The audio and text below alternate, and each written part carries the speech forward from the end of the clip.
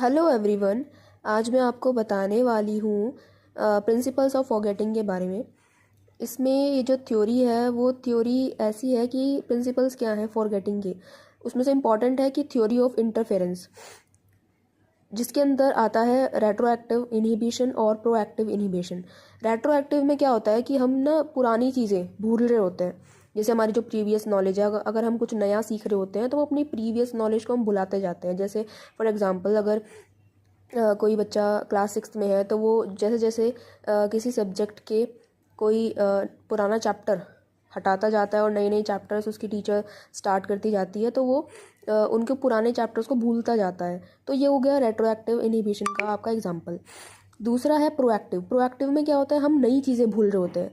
नई चीज़ें कैसे? जैसे अगर हमें पूरी जैसे फॉर एग्जांपल हमें हिंदी आती है, तो हिंदी हमें बिल्कुल ऐसी आती है कि हम उसको सोते हुए जागते हुए हर एक तरीके से हर जगह हम अब हिंदी का यूज़ करते हैं, ठीक है। लेकिन अगर हम इंग्लिश सीख रहे होंगे तो इंग्लिश सीखते हुए हम नया सीख रहे हैं, बट हम क्या कर रहे हैं, उस नए को हम भूलते जा रहे हैं। और हम कुछ कभी कभी होता है स्पीच में ना हिंदी के वर्ड्स बोल देते हैं एकदम से, या हिंदी ले आते हैं। तो एक तरीके से ये होगा कि नया भूल गए और हमने उसमें पुराना इंटरफेयर कर दिया एक तरीके से। तो नया कुछ जो हम सीख रहे हैं उसको भुलाना, वो कहलाता है प्रोएक्टिव इनहिबिशन। आई होप कि आपको ये समझ में आया होगा, और थैंक यू सो मच।